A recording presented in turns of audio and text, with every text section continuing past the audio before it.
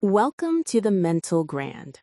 The day I heard my mother's voice on that phone call telling me not to come home because my sister didn't want me there, something inside me broke in a way I didn't know was possible. I was standing in my tiny apartment, barely making rent, working 60-hour weeks at a law firm where I was treated like I didn't matter, and the only family I had left just told me I wasn't welcome at my own father's funeral. But what they didn't know, what none of them could have possibly understood in that moment, was that they had just made the biggest mistake of their lives. My name is Daniel Carson, and this is the story of how my family tried to erase me and how I built an empire just to watch them realize what they'd thrown away. It started 15 years ago when my father, Richard Carson, passed away suddenly from a heart attack.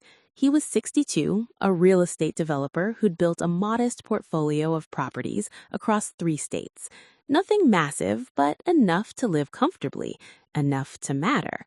I was 28 then, the youngest of 2 children, and I'd spent my entire adult life trying to prove myself to a man who never seemed to notice. My sister, Monica, was 35, married to a hedge fund manager named Trevor, living in a mansion in Connecticut, and she was my father's golden child. Everything she touched turned to praise in his eyes. Everything I did seemed to disappoint. When Dad died, I was working as a junior associate at Peterson and Walsh, a mid-tier law firm in Philadelphia. I wasn't making much, maybe $50,000 a year, buried under student loans and living paycheck to paycheck. But I was good at what I did, real good. I specialized in real estate law, contracts, property disputes, the boring stuff that most lawyers found tedious. I found it fascinating. Every document was a puzzle, every clause a potential advantage or liability. I spent my evenings reading case law while other people my age were out building lives. I didn't have time for a life. I was too busy trying to become someone my father might finally respect. That's when the phone call came. Mom's voice was cold, rehearsed, like she'd practiced what to say. "Daniel, your father's funeral is on Saturday. Monica thinks it would be best if you didn't attend. She's handling all the arrangements, and she feels your presence would complicate things. There's been some tension, and we just want this to be peaceful." I remember standing there, phone pressed to my ear, unable to form words. Tension? What tension? I'd barely seen Monica in 2 years. We weren't close, but we weren't enemies either, or so I thought. "Mom, what are you talking about? He was my father too."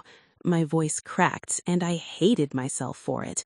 She sighed, that same disappointed sigh I'd heard my whole life. "Monica is the executor of the estate, Daniel. She's made her decision. Please respect that. This is difficult enough." And then she hung up, just like that. No goodbye, no comfort, nothing. I stood in my apartment for what felt like hours, staring at the phone, trying to process what had just happened.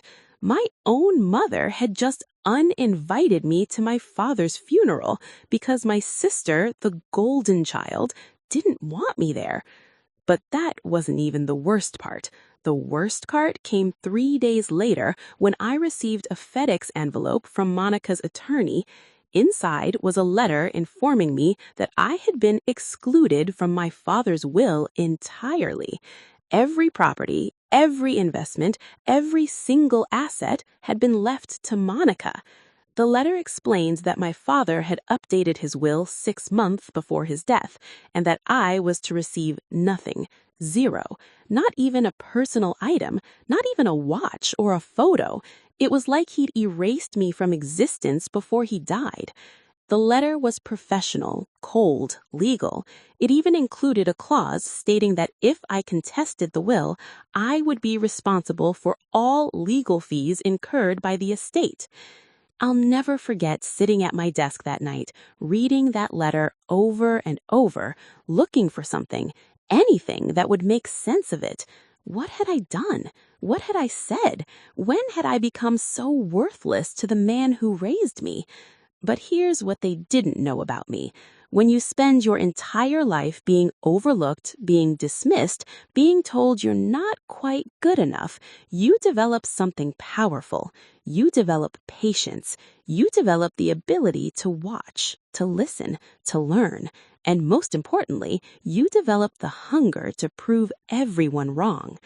I didn't cry. I didn't call my mother or my sister. I didn't hire a lawyer to contest the will. Instead, I did something they never would have expected. I got to work. That Monday morning, I walked into my managing partner's office at Peterson and Walsh, and I asked him for the most complicated, most time-consuming real estate case he had. He gave me a skeptical look. Junior associates didn't ask for more work. They tried to avoid it. But he handed me a file anyway. It was a nightmare, a multi-property dispute involving mineral rights, easements, and 3 different state jurisdictions. The senior partners had been avoiding it for months because it required hundreds of hours of research and offered minimal billing potential. I took that case and I made it my obsession. I worked 18-hour days. I lived in the law library. I mapped out every property line, every historical deed, every precedent case going back 50 years. And 6 months later, I won it. Not just won it, I demolished the opposition so thoroughly that the managing partner called me into his office with a look I'd never seen before. Respect. He offered me a promotion to senior associate and a 30% raise.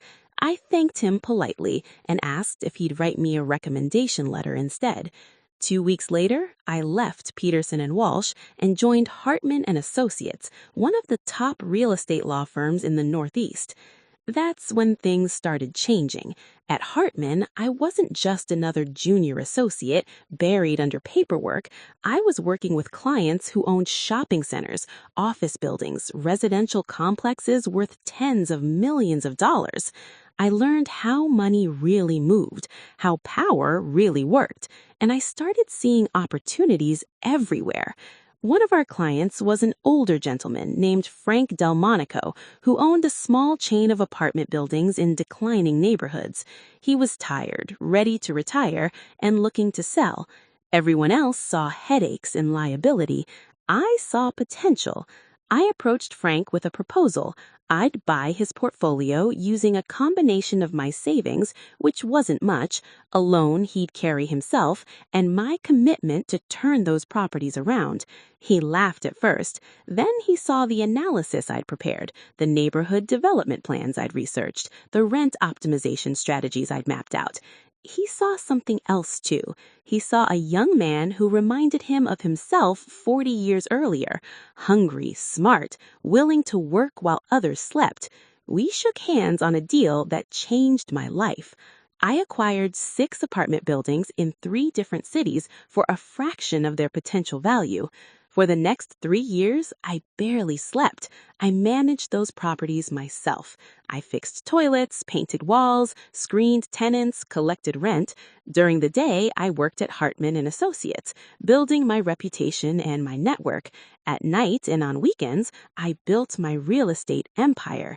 Those declining neighborhoods, they started turning around just like I'd predicted.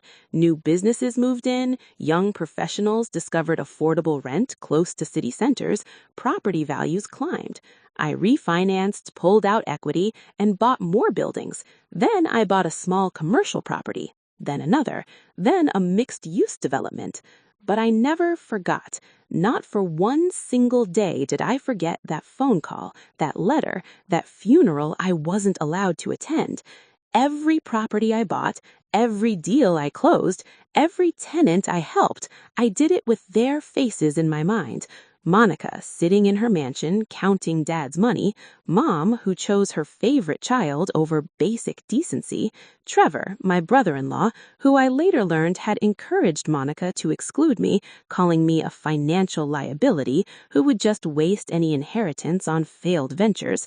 They had no idea I was building something they couldn't imagine.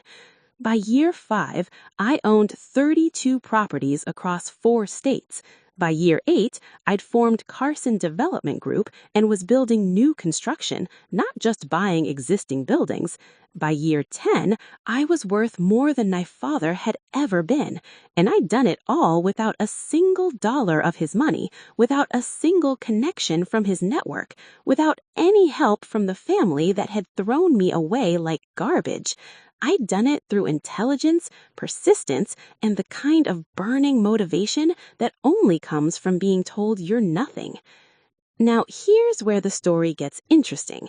If you're still watching, stay with me till the end, because what happened next is something I never could have planned. The justice that came wasn't something I orchestrated. It was something far better. It was karma, dressed in a business suit, holding a foreclosure notice.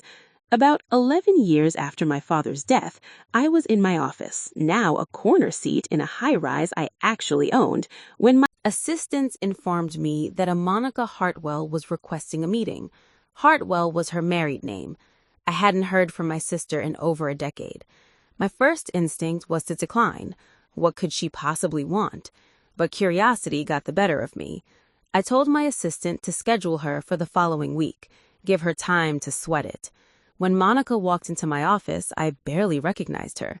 The confident, polished woman I remembered had been replaced by someone who looked tired, stressed, older than her years. She was dressed expensively, but I could see the tells. The designer handbag was 2 seasons old. The shoes were being worn a second day in a row, slight creasing at the toe. The jewelry was real, but understated, not the flashy pieces she used to wear. Something was wrong in her world. She sat down across from me, and for a long moment, we just looked at each other. Finally, she spoke. "You've done well for yourself, Daniel. I've been following your career. Carson Development Group is impressive." I leaned back in my chair, keeping my expression neutral. "Thank you. What can I do for you, Monica?" She shifted uncomfortably, a crack in her usual composure. "I need your help. Trevor and I are in a difficult situation. We made some investments that didn't pan out, and we're facing some financial challenges. I know we haven't been close, and I know things ended badly with Dad, but you're my brother. I thought maybe you could help us restructure some debt, or perhaps co-sign a loan, or—" I held up my hand, stopping her mid-sentence. "Let me understand this correctly. You're asking me, the brother you banned from our father's funeral, the brother you excluded from his will, the brother you haven't spoken to in 11 years, to help you with money problems?" Her face flushed red. "Daniel, I was young. I was grieving. Trevor convinced me that Dad wanted it that way, that you and Dad had issues I didn't know about. I made mistakes, okay? But we're family. That has to count for something." Family. That word coming from her mouth almost made me laugh. I stood up and walked to my window, looking out over the city. "Tell me something, Monica. What happened to all of Dad's money? The properties, the investments, everything he left you?" She was quiet for a moment. When she spoke, her voice was small. "Trevor managed it. He said he could triple our wealth through some investment opportunities. Tech startups, cryptocurrency ventures, things I didn't understand. Most of it's gone, Daniel. We've been living on credit for 2 years, trying to maintain appearances. We're about to lose the house." And there it was. The golden child had fallen. The perfect daughter and her hedge fund manager husband had gambled away everything my father had worked for and lost. Part of me, the part that was still that 28-year-old kid being told he wasn't welcome at his own father's funeral, wanted to savor this moment, wanted to tell her exactly what she could do with her request. But I'd learned something in my years of building my business. Revenge isn't about being cruel. It's about being smart. It's about showing people who you really are when they finally need to see it. "I'm not going to help you, Monica." Her face fell, tears starting to form in her eyes. I continued, "But I am going to tell you something that might help you help yourself. You're going to lose that house in Connecticut. Accept it. Stop trying to maintain appearances and start being honest about where you are. Downsize. Move to something you can actually afford. Cut up the credit cards. Get a job if you don't have one. Live like a normal person instead of playing dress up as a millionaire." She stared at me, shocked. "You've become so cold, Daniel. What happened to you?" I turned to face her fully. "What happened to me? I grew up, Monica. I learned that the world doesn't owe you anything just because you were born into a certain family or given certain advantages. I learned that real wealth, real success, comes from work, from sacrifice, from being willing to do what others won't. You had everything handed to you, and you squandered it. I had nothing, and I built everything. That's what happened to me." She stood up, composing herself. "I guess I made a mistake coming here. I thought maybe underneath all that success, you were still my little brother. I guess I was wrong." As she walked toward the door, I called out to her, "Monica." She turned. "For what it's worth, I'm sorry things turned out this way for you. I really am. But you made choices. You chose to exclude me. You chose to trust Trevor with money he clearly couldn't manage. You chose to live beyond your means. Those were your decisions. Now you get to live with the consequences. That's not cruelty. That's just life." She left without another word. I sat back down at my desk and tried to focus on work, but I couldn't. That conversation had stirred up everything I'd buried for a decade. 3 months later, I received an invitation I never expected. My assistant brought it to me with a confused expression. It was a wedding invitation. Formal, expensive cardstock, elegant calligraphy. And it was from me. Or rather, it was to a wedding I was hosting. I'd been seeing someone for about 8 months, a woman named Sarah Mitchell who ran her own marketing firm. She was brilliant, independent, funny, and she had no idea who my family was or what had happened. We'd talked about marriage, but I hadn't proposed yet. This invitation was dated 6 months in the future, and it was addressed to Monica and Trevor Hartwell. I called Sarah immediately. "Did you send wedding invitations to my family?" She laughed. "Of course I did. Daniel, I know you're not close with them, but they're still your family. I found your sister on social media, reached out to your mom through her, and invited them. I thought it might be a chance for you all to reconnect. Weddings are about new beginnings, right?" My first reaction was anger. She'd overstepped. She'd invited people who'd hurt me in ways she couldn't understand. But then I thought about it differently. Sarah didn't know the whole story because I'd never told her. I'd kept it buried for years, letting it poison me quietly. Maybe it was time to let it out. That night, I told Sarah everything. The funeral, the will, the exclusion, the years of building my success fueled by their rejection. She listened quietly, holding my hand, occasionally wiping tears from her eyes. When she finished, she was quiet for a long time. Finally, she spoke. "I'm so sorry that happened to you. I had no idea.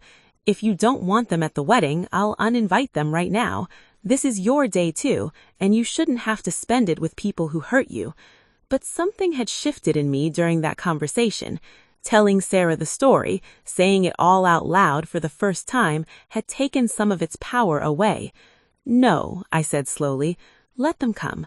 Let them see what I've built. Let them see the life I've created without them, despite them. That's better than any revenge I could plan." Sarah smiled and kissed my forehead. "You're a better man than they deserve." The next 6 months went quickly. We planned a wedding that reflected who we'd become. Not ostentatious, not flashy, but elegant and meaningful. We rented a historic estate in the countryside, invited 150 close friends and business associates, hired the best caterers, brought in a string quartet. It was perfect. It was everything my father's funeral probably was, except I was very much alive to enjoy it. The morning of the wedding, I was in the groom's suite getting ready when there was a knock on the door. My best man, James, opened it and looked back at me with raised eyebrows. "Your mother is here. She wants to talk to you." I hadn't seen my mother in 12 years. We'd spoken on the phone occasionally, brief, uncomfortable conversations that never went anywhere. I nodded to James, and he stepped out, leaving us alone. Mom walked in slowly, looking older than I remembered, but still carrying herself with that same rigid dignity she always had. "Daniel, you look handsome. Your father would be proud." Those words from her, after everything, almost broke me, but I held it together. Would he, Mom? Because the last thing he did before he died was write me out of his will. Doesn't seem like pride to me. She flinched like I slapped her. He didn't write that will, Daniel. Monica did. The room went cold. What are you saying? Mom sat down heavily in a chair, suddenly looking every one of her 73 years. Your father's original will split everything between you and Monica equally. After he died, while you were working in Philadelphia, Monica found a lawyer who helped her create a new will, backdated it, and forged your father's signature. I didn't find out until 2 years later when I was going through his papers and found both copies. By then, she'd already sold several of the properties and spent the money. I confronted her, and she told me if I said anything, she'd cut me off completely. I'd have no one. I chose wrong, Daniel. I chose her over you, over the truth, over what was right. I've regretted it every single day since. I stood there, processing what she just told me. My sister hadn't just excluded me from the will. She'd forged documents and stolen my inheritance, and then banned me from the funeral to keep me from finding out. All these years, I thought my father had rejected me, had died thinking I wasn't good enough. But he hadn't. He loved me enough to leave me half of everything he'd built, and Monica stole it. Why are you telling me this now? My voice was shaky, raw. Mom looked up at me with tears streaming down her face. Because I'm dying, Daniel. Cancer. 6 months, maybe less. And I can't go to my grave knowing you think your father didn't love you. He did. He was so proud of you, even if he didn't know how to show it. He used to tell me about your cases, articles he'd read about you in the business section. He knew you'd become something special. And you have. You've become more than any of us deserved. Before I could respond, there was another knock. James stuck his head in. Daniel, it's time. Sarah's ready. Mom stood up, composing herself. I'll let you finish getting ready. Thank you for letting me say that. It doesn't fix anything, but at least you know the truth now. As she turned to leave, I called out, Mom. She stopped. Sit in the front row, where mothers are supposed to sit. She nodded, unable to speak, and left. The ceremony was beautiful. Sarah looked stunning, and as I stood at that altar watching her walk toward me, I realized something profound. My sister's betrayal, my father's death, all that pain and rejection, it had made me into exactly the man I needed to be to deserve this moment. If things had been different, if I'd inherited my father's money and coasted on his success, I never would have built Carson Development Group. I never would have learned what I was capable of. I never would have become the man standing at this altar. The reception was in full swing when I noticed Monica and Trevor sitting at a table near the back. They looked out of place among the successful business owners, developers, attorneys, and investors who filled the room. Monica was wearing the same dress I'd seen her in at my office months earlier. Trevor looked uncomfortable in a suit that was slightly too tight. I could have ignored them, could have let them sit there in their quiet humiliation, watching from the sidelines while I celebrated with people who actually mattered to me. But I didn't. I walked over to their table, Sarah beside me. Monica, Trevor, thank you for coming. It means more than you know. Monica looked up at me with surprise and something else, shame, maybe. Your wedding is beautiful, Daniel. Sarah is lovely. You've built an amazing life. I pulled out a chair and sat down, Sarah following my lead. I want you to know something, Monica. Mom told me about the will, about what you did. Her face went white. Trevor started to stand, but I motioned for him to sit. I'm not here to cause a scene, Daniel. This is my wedding day, and I'm happy, truly happy. But I need you to understand something. I leaned forward, keeping my voice calm and quiet. You stole from me. You lied to me. You forged legal documents and committed fraud. You banned me from our father's funeral so I wouldn't discover what you'd done. You made me believe for over a decade that my father died thinking I was worthless. That kind of betrayal, Monica, most people would destroy you for that. They'd press charges, sue you for everything, make sure you ended up in prison.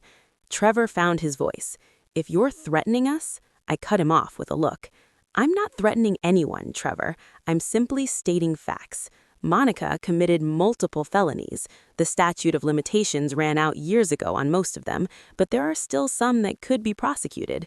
Corporate fraud, for instance, when she used Dad's company to cover up the forgery. That one has a longer statute. But here's the thing I've learned about revenge. Real revenge isn't about punishment. It's about becoming so successful that their betrayal doesn't matter anymore. It's about building a life so good that their approval becomes irrelevant. I stood up, Sarah rising with me. So I'm not going to press charges, Monica. I'm not going to sue you or expose you or ruin you any further than you've already ruined yourself. I'm going to do something much worse. I'm going to forgive you and move on. I'm going to live my best life while you watch from whatever financial hole you've dug yourself into. That's justice. That's real power. Monica was crying now, silent tears running down her face. Daniel, I'm so sorry. I was greedy and stupid and cruel. I've lost everything because of it. Please, I don't deserve your forgiveness, but you're right, you don't deserve it. But I'm not giving it to you for your sake. I'm giving it to myself so I can finally let go of this weight I've been carrying. I reached into my jacket pocket and pulled out an envelope. Inside here is the contact information for one of my property managers. There's a small 2-bedroom apartment in one of my buildings in Delaware. It's not fancy, but it's clean, safe, and affordable. If you need a fresh start, it's yours at cost. No family discount, no special treatment, but no games either. Just a fair deal from a fair landlord. I placed the envelope on the table and walked away. As Sarah and I moved through the reception, greeting guests, dancing, celebrating, I felt lighter than I had in 15 years. This wasn't about being magnanimous or taking the high road. This was about showing them, showing everyone that their worst couldn't break my best, that I'd taken their betrayal and turned it into fuel, that I'd become more than they could imagine, not because of their support, but despite their sabotage. That's power. That's justice. Later that night, as the reception wound down, I found my mother sitting alone on a terrace overlooking the gardens. I sat beside her and we watched the sunset in silence for a while. Finally, she spoke. Your father would be proud, Daniel. Not of what you've built, though that's impressive. He'd be proud of who you've become, the kind of man who forgives when he has every right to destroy. That takes more strength than any business success. I thought about that. Did he ever talk about me toward the end? Mom nodded slowly. All the time. He regretted not being more encouraging when you were growing up. He came from a generation that believed showing emotion was weakness, that tough love was the only love. But he saw your potential, Daniel. He used to say you had something Monica didn't. Hunger, drive, the ability to build something from nothing. He was right. We sat there until the stars came out, mother and son, finally having the conversation we should have had 15 years earlier. It didn't fix everything. Some broken things can't be completely repaired, but it was something. It was closure. 6 months later, Mom passed away peacefully in her sleep. Monica and I stood together at her funeral, the roles reversed from all those years ago. This time, everyone was welcome. This time, we said goodbye with dignity and respect. This time, family meant something real. After the service, Monica approached me. I took the apartment in Delaware. Trevor and I are separated. I'm working as a paralegal at a small firm. It's not much, but it's honest work. I'm rebuilding, slowly. I just wanted you to know that and to say thank you. You didn't have to help me. After everything I did, you had every right to watch me suffer. I looked at my sister, really looked at her, and saw someone I barely knew. Someone who'd made terrible choices and was finally taking responsibility for them. We all deserve a second chance, Monica. Even you, especially you. Use it well. She nodded, tears in her eyes, and walked away. I never saw her again after that day. She sent Christmas cards for a few years, updates about her progress, photos of a small apartment slowly becoming a home. Eventually, the cards stopped coming. I heard through mutual acquaintances that she remarried, moved to Oregon, started a small business helping people with estate planning, using her mistakes to help others avoid the same pitfalls. Good for her. As for me, Carson Development Group continued to grow. Sarah and I had 2 children, a boy and a girl, and I made sure they understood the value of work, of integrity, of building something that mattered.